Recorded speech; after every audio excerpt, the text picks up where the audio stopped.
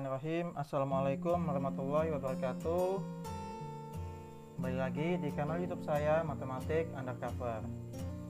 Rekan-rekan mahasiswa semua,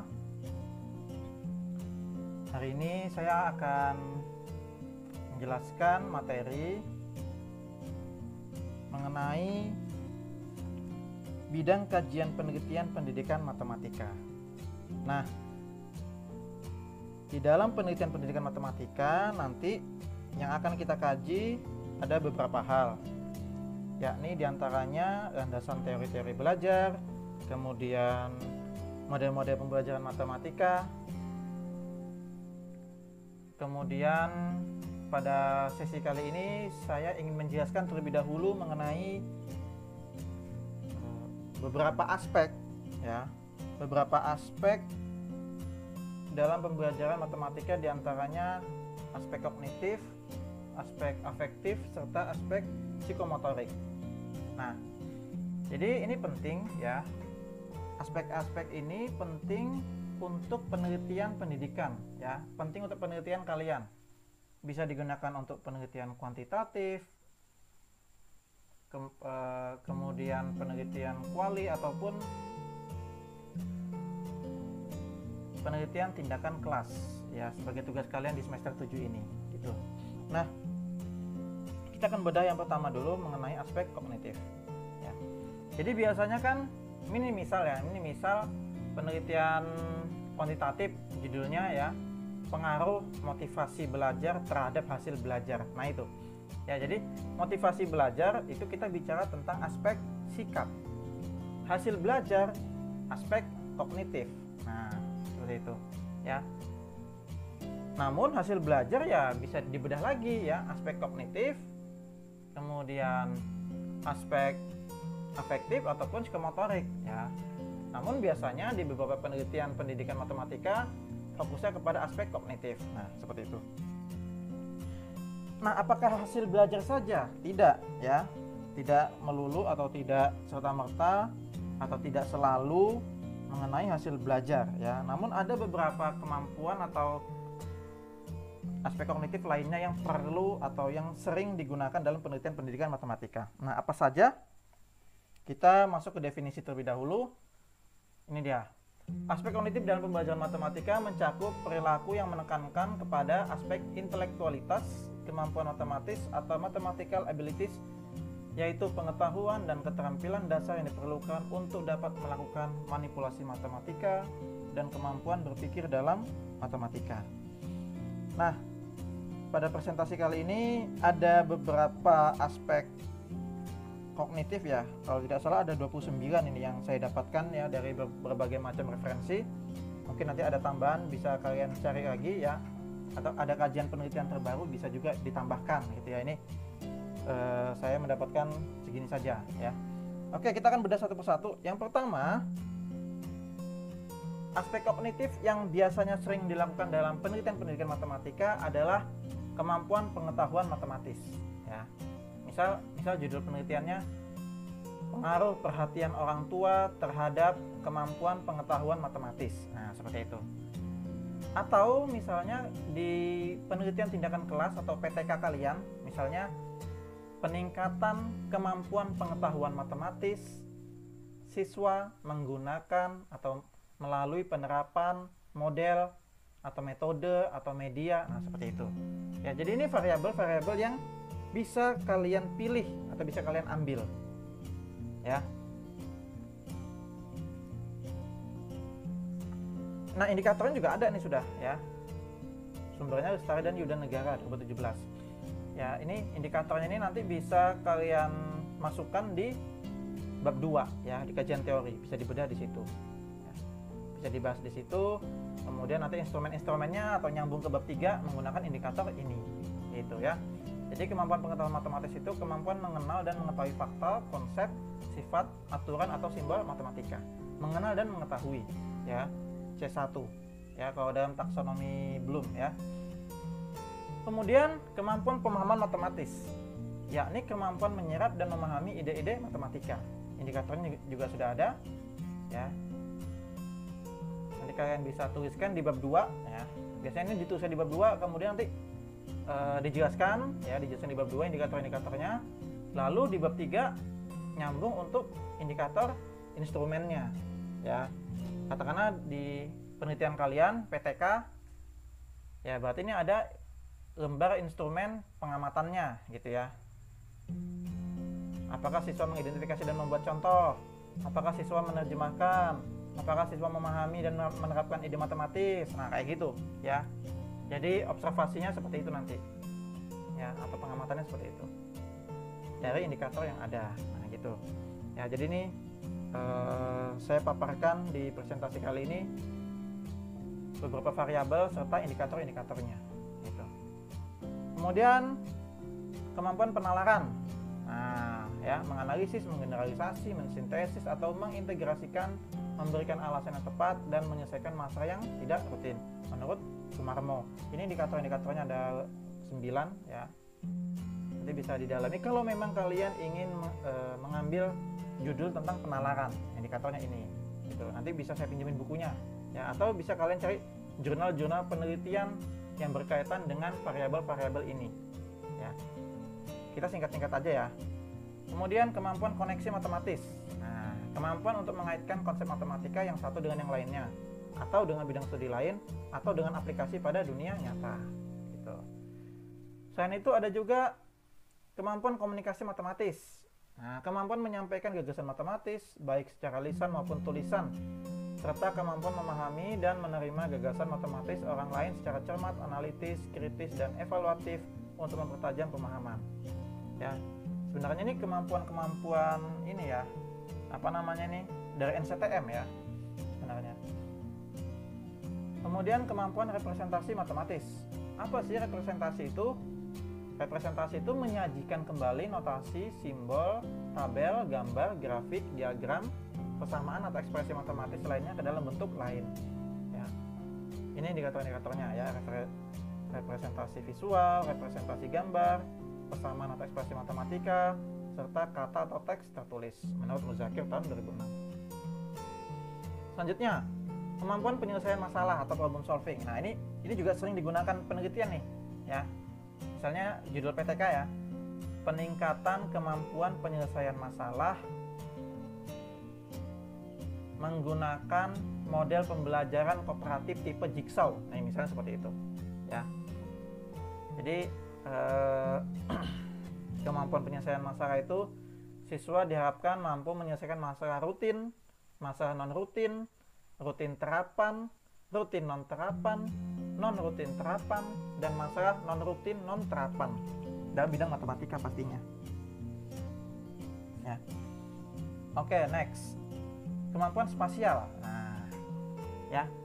Kemampuan siswa dalam membayangkan, membandingkan, menduga, menentukan, mengonstruksi, merepresentasi, dan menemukan informasi dari stimulus visual dalam konteks ruangan. Ini biasanya cocok untuk materi geometri, ya, bangun datar atau bangun ruang. Jadi kalau misalnya kalian saat ini kebetulan materinya atau bersamaan materinya tentang bangun ruang atau bangun datar, ini cocok nih. Peningkatan kemampuan spasial matematis siswa, nah gitu judulnya ya, PTK-nya. Tapi biasanya yang bangun ruang itu, yang geometri itu biasanya di semester genap biasanya ya. Biasanya seperti itu. Tapi ya siapa tahu di semester ganjil ini ada materi geometri ya, cabang geometri, nah bisa diterapin nih kalau memang kepingin melakukan penelitian tentang kemampuan spasial matematis siswa ya. Lalu selanjutnya kemampuan observasi matematis. Observasi berarti mengamati ya, mengamati fenomena atau pola-pola keteraturan dalam matematika. Next, kemampuan eksplorasi matematis ya, kemampuan menggali kembali konsep atau teori yang telah dipelajari sebelumnya untuk dikembangkan dalam menyelesaikan suatu masalah. Ada eksplorasi, ada elaborasi. Nah, memperkaya dan mengembangkan suatu gagasan atau produk dengan menambahkan atau memperinci secara detail suatu objek, gagasan atau situasi sehingga lebih menarik. Ada juga kemampuan inquiry atau penemuan, ya. Kemampuan menemukan konsep atau aturan matematika melalui observasi, investigasi, dan eksplorasi. Ini juga sering dipakai ya, sering dipakai dalam penelitian pendidikan matematika. ya, kemampuan inquiry matematis siswa. Indikatornya ini ada 5 ya. Lanjut, kemampuan konjektur ya. Konjektur itu dugaan ya. Kemampuan membuat dugaan berupa pernyataan yang dianggap benar didasarkan pada fakta yang informal sehingga masih diperlukan pembuktian secara formal. Nah, ini juga bagus ya. Biasanya penelitian kuantitatif nih ya. Melihat kemampuan konjektur matematis siswa ya dalam pembuktian-pembuktian. Ya. Selanjutnya, kemampuan hipotesis matematis ini juga kemampuan menyusun atau membuat jawaban sementara dari suatu permasalahan matematika. Ya. Maaf ini typo ya. Typo. Ya, jadi kemampuan menyusun atau membuat jawaban sementara dari suatu permasalahan matematika. Lanjut, kita percepat aja.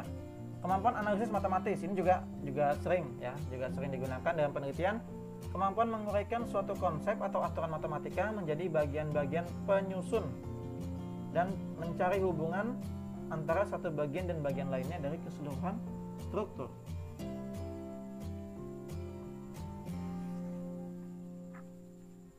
Selanjutnya, kemampuan sintesis. Kemampuan memproduksi dan mengkombinasikan elemen-elemen untuk membentuk suatu struktur yang unik. Silakan kalau mau melakukan penelitian tentang kemampuan sintesis matematis siswa. Ini juga cukup jarang mengenai penelitian mengenai ini ya, sintesis matematis. Selanjutnya, kemampuan evaluasi matematis ya. Kemampuan siswa untuk membuat suatu keputusan berdasarkan kriteria atau standar tertentu. Lalu, kemampuan analogi matematis ya. Analogi ya, membandingkan ya, menganalogikan itu membandingkan dua hal yang berlainan berdasarkan kesamaan memahami konsep, prinsip, sifat atau prosedur disertai dengan penarikan kesimpulan. Jadi ini ada konsep matematis, kemudian dianalogikan dengan suatu keadaan atau suatu kejadian tertentu. Nah, biasanya seperti itu. Atau kalau di sini indikatornya mengkorespondensikan ya, atau menghubungkan satu persatu hal yang berlainan berdasarkan persamaan, entah itu persamaan prinsip, persamaan prosedural dan sebagainya, seperti itu ya. Selanjutnya, kemampuan generalisasi matematis. Nah, ini kemampuan untuk menyatakan pola, menentukan struktur data, gambar atau suku berikutnya, dan memformulasikan keumuman secara simbolis. Jadi ini misalnya siswa diberikan suatu barisan gitu, pola suatu barisan, kemudian diminta untuk menentukan bentuk umum suku ke n-nya misalnya, seperti itu ya. Atau rumus umumnya dari misalnya kasus materi trigonometri ya. Rumus umum atau bentuk umum dari identitas trigonometri. Nah, seperti itu. Ya, jadi dari pola yang ada, dia bisa menyimbolkan dengan huruf atau variabel-variabel tertentu, ya. Jadi dari pola angka kemudian menjadi penyimbolan. Oh, ternyata pola rumusnya seperti ini. Nah, gitu. Itu kemampuan generalisasi matematis. Ya. Selanjutnya, kemampuan berpikir kreatif. Nah, ini juga paling sering juga ya, termasuk yang sering juga dilakukan penelitiannya, berpikir kreatif. Ya, kemampuan siswa untuk menghasilkan ide atau gagasan yang baru dalam menyelesaikan suatu masalah, atau bahkan menghasilkan cara yang baru sebagai solusi alternatif. Nah, ini keren banget nih. Berpikir kritis ini juga banyak penelitiannya tentang ini ya. Kemampuan berpikir dalam menyelesaikan masalah matematika yang melibatkan pengetahuan matematika, penalaran, dan pembuktian matematika. Lalu berpikir logis. Kemampuan berpikir dan menggunakan logika, rasional, dan masuk akal. Berpikir reflektif. Kemampuan berpikir dengan hati-hati, penuh pertimbangan yang aktif, terus-menerus, dan cermat dalam menghadapi suatu masalah matematika. Kemudian berpikir metafora. Nah, ini perumpamaan ya. Memodelkan suatu situasi matematis yang dimaknai dari sudut pandang semantik menggunakan metafora atau perumpamaan-perumpamaan. Ya. Mengilustrasikan begitu ya. mengilustrasikan. Kemudian ada lagi dari Kilpatrick, ya, kemampuan yang mencakup pengetahuan mengenai prosedural, ya, kelancaran prosedural matematis. Selanjutnya kompetensi strategis matematis, salah satu kecakapan matematika yang mencakup kemampuan untuk memformulasikan, merepresentasikan, dan menyelesaikan masalah matematika. Ini tentang kompetensi strategis matematis. Indikatornya ada 7 dari Kilpatrick et al. Juga, ya.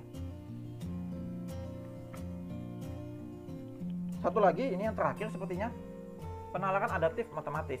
Salah satu kecakapan matematika yang mencakup kapasitas untuk berpikir secara logis, merefleksikan, memberi penjelasan, dan menjustifikasi. Ya. Jadi itu beberapa aspek kognitif, ya, dalam pembelajaran matematika.